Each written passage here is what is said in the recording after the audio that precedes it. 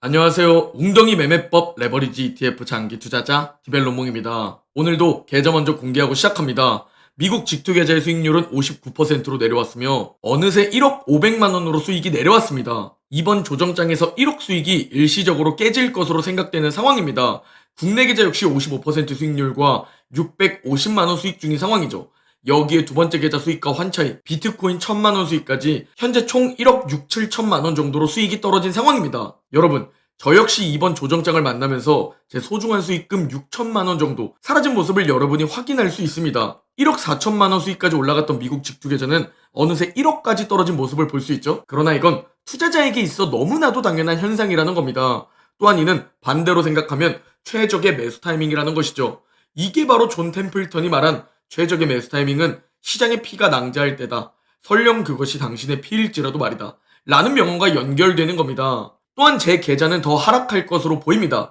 이런 수익금이 내려가는 것에 대해 흔들리면 안 됩니다. 우리가 목표로 하고 있는 1차 목표 금융자산 15억을 만드는 과정에 있어 이 6천만 원 증발은 비가 오는 것처럼 너무나도 당연한 자연현상이며 오히려 나중에 자산이 더 커지면 1억 증발, 2억 증발, 5억 증발이라는 더 커지는 증발이 발생될 겁니다. 그래서 돈그릇을 키워야 하는 겁니다. 만약 나중에 진짜 5억이 증발되었을 때 우리가 상위 1% 자산가들처럼 가만히 보유하는 행동을 하기 위해서 말이죠. 과연 지금과 같은 상황이 펼쳐지면 상위 1% 자본가들은 어떤 행동으로 자산을 지킬까요? 자본가들은 떨어지나 오르나 그냥 가만히 냅두는 사람들입니다. 심지어 일론 머스크는 하루 만에 24조 원이 증발하기도 하는데 제 6천만 원 증발이 고통스럽다면 제 돈그릇이 너무나 작은 것이겠죠? 또한 일론 머스크는 현재 재산이 역대급으로 줄어들고 있습니다. 그런 그가 지금 패닉셀 할까요? 그냥 열심히 자기 일에 몰두하는 자산가입니다. 또한 작년 뉴스 기사들을 살펴보면 세계 억만장자들의 재산이 무려 658조 원 증발했다는 소식입니다.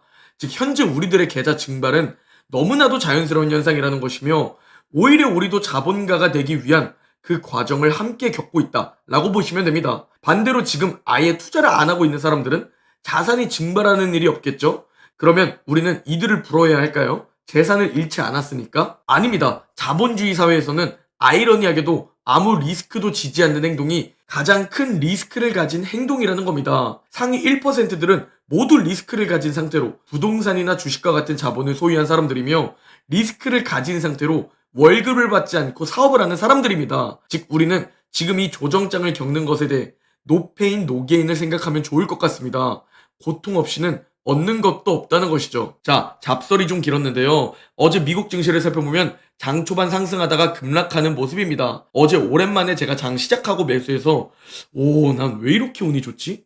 왜 오랜만에 장 초반 매수하니까 반등하지? 싶은 상황에 이런 말하면 꼭 결국 급락하면서 마감하던데 라는 말을 텔레그램에 공유드렸는데요. 죄송합니다. 어제 제가 장 초반 매수 호들갑으로 증시가 하락한 것이 아닌가 생각이 됩니다. 자, 맵을 살펴보면 혼조세를 보인 모습이죠. 특징주로는 또 테슬라가 있습니다. 이제는 또 슬라입니다. 또 슬라. 15개월 만에 150달러를 붕괴했으며 시총이 월마트보다 작아졌습니다. 또한 지속적으로 테슬라 매수를 외친 애널리스트들조차 현재 매수해서 보유로 어제 하향 조정했죠. 즉 현재 테슬라는 낙관론자들, 장기 투자자들도 등을 돌리고 있는 상황이라는 겁니다. 심지어 모건 스탠리는 개미들 지갑을 다 털어내려는 건지 300달러 고점일 땐 테슬라가 탑 종목이라고 띄우더니 반대로 지금 160달러 밑으로 떨어지니 전기차 침체라는 보고서를 내놓으며 개미들의 패닉세를 유도하고 있습니다. 여러분, 저도 테슬라를 소액 들고 있습니다.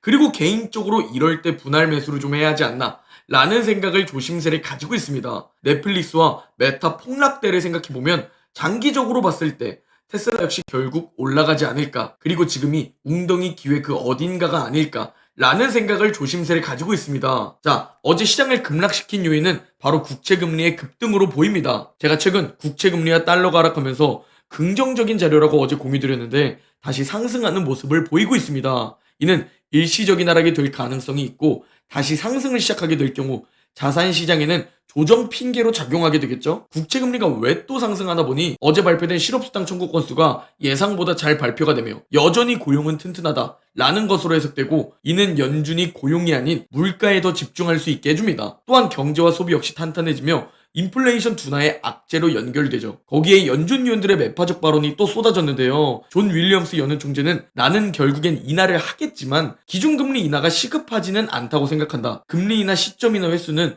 결국 경기 펀더멘탈이 결정할 것이다. 기준금리 인상은 기본 시나리오가 아니지만 데이터가 인상을 해야 한다고 말한다면 금리 인상을 또 할 것이다. 라는 매파적 발언을 쏟아냈고 라파엘 보스틱 연은총재 역시 매파적인 발언을 쏟아냈는데요. 인플레이션은 지나치게 높고 2%로 복귀하기까지 예상보다 느리고 험난할 것이다. 연말까지 금리 인하가 불가능할 가능성도 배제할 수 없는 상황이다. 라는 매파적 발언을 쏟아대며 탄탄한 고용시장과 함께 국채금리를 상승시키는 요인이 되었습니다. 자, 그리고 어느새 두려움이 커지고 있고 현재 빨간색 그래프가 올해 주가 추이입니다. 4월이 시작되고 급격히 웅덩이를 파고 있죠. 검정색 그래프가 대통령 4년차 평균 주가 추이입니다. 그리고 우리는 초록색 그래프에 집중해야 하는데요. 이 초록색 그래프는 과거 대선에 1분기에 크게 상승했을 때 그때 주가 추이를 나타낸 겁니다. 그리고 지금처럼 4월부터 약세를 시작하고 5월까지 웅덩이가 파인다 라는 과거 데이터를 볼 수 있죠. 즉 우리는 5월까지 웅덩이가 파일 수도 있다 라는 참고 각오로 해두면 되는 겁니다. 그리고 이런 비관적인 상황들이 펼쳐지니까 개인 투자자들 즉 개미들이 비관적으로 돌아서고 있습니다. 인간지표로 사용하는 개인 투자자 데이터입니다. 우리 개미들은 이런 상황에 패닉하며 비관적으로 돌변하게 됩니다. 그러나 아이러니하게도 개인 투자자들이 강세를 많이 전망하면 조정이 찾아오고 약세를 많이 전망하면 반등하기 시작하죠. 그러나 지금 당장 반등한다는 얘기는 아닙니다. 여러 지표들을 보면 웅덩이가 좀 더 지속될 수 있어 보이는데요. 현재 S&P 500 주봉 차트를 보면 3주 연속 하락한 미국 증시를 볼 수 있습니다. 과거 3주 연속 하락한 상황을 살펴보면 좀 더 조정장이 지속되었다는 것을 볼 수 있죠. 그러니 우리는 좀 더 웅덩이가 지속될 수 있다 라는 각오를 두고 긴 호흡으로 바라보면 좋을 것 같습니다. 또한 저번에도 말씀드렸지만 미국 증시를 주봉으로 봤을 때 RSI가 70 이상에서 떨어지면 조정다운 조정, 즉 웅덩이가 제대로 찾아왔었다 라는 과거 데이터를 볼 수 있죠. 그리고 이는 우리 장기 투자자들에게는 바로 기회로 연결되죠. 항상 강조드리지만 너무 무리해서 매수하기보다 잘게 쪼개서 분할 매수하라는 것을 꼭 강조드립니다. 또한 과거 주봉 맥드 데드크로스를 보면 그 이후 조정장이 더 지속된 모습도 볼 수 있죠. 그러니 또 한 번 강조드리지만 너무 무리해서 한 번에 매수하기보다는 이럴 땐 긴 호흡으로 잘게 쪼개서 분할 매수하라는 것을 꼭 강조드립니다. 단기적으로 너무 많이 사버리면 작년처럼 3개월 동안 지속되거나 2022년처럼 1년 6개월 하락장이 찾아오면 매수할 돈이 없어서 머리로는 기회임을 알고 있지만 그 기회를 잡지 못하는 상황이 펼쳐집니다. 그래서 우리는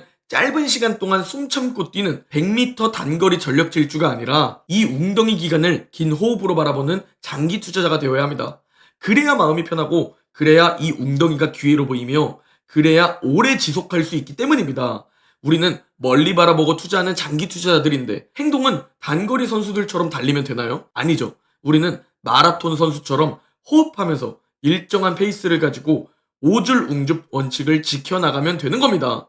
자, 오늘 시장이 끝나고 넷플릭스 실적 발표가 떴는데요. 매출과 EPS 모두 잘 나왔고 심지어 순중 가입자는 예상보다 2배나 잘 나온 모습입니다. 그래서 실적 발표 후 주가가 급등하는데 갑자기 급락으로 전환된 모습을 볼 수 있습니다. 그 이유를 살펴보니 2025년부터는 가입자와 가입자별 매출을 공개하지 않겠다는 발표를 한 건데요.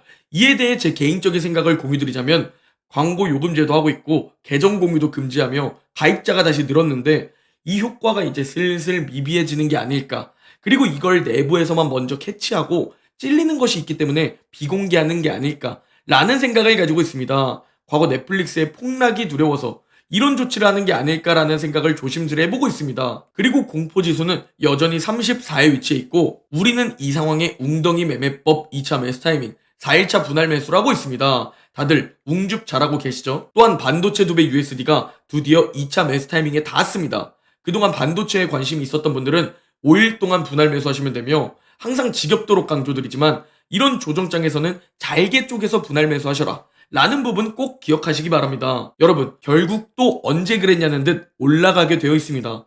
새로 들어오신 분들은 뭔가 지금 사는 게 맞나 싶을 텐데요. 함께 웅줍하여 버텨보시면 여러분의 투자 가치관이 달라지게 되실 겁니다. 기존의 저와 2022년 하락장도 함께 버틴 분들은 여전히 높은 수익을 유지하고 있고 결국 올라온다는 확신을 얻었기 때문에 이 웅덩이가 확실히 기회로 보이실 겁니다. 언제까지 그때 살걸 이라는 껄무새가 되실 건가요? 언제까지 그때 팔지 않았으면 지금 얼마야? 라며 과거를 후회할 건가요? 좋은 자산이라는 것은 최대한 오래 보유하면서 웅덩이에서 수량을 쌓아 나가는 겁니다. 이게 자본가들이 하는 행동이며 이게 부자들이 하는 행동입니다. 그리고 그냥 들고 있는 겁니다. 마치 실거주 아파트 한 채라고 생각하시고 그냥 내 돈은 여기에 넣어둔다 라는 생각을 가지고 자본가처럼 살아가셔야 합니다. 그래야 자본가가 되어가는 겁니다. 아직 자본가가 멀어서 눈에 보이지 않겠지만 저와 함께 오즈룽줍을 지속하시면 점점 자본가가 눈에 보이실 겁니다. 그리고 점점 경제적 자유가 눈에 보이실 겁니다. 여러분, 지금 제 소중한 6천만 원 수익도 증발했습니다. 그런데 전 지금 오히려 매수하고 있고 별 타격도 없습니다. 자본가도 아니고 부자도 아니고 경제적 자유도 아직 못 이루었는데 말이죠.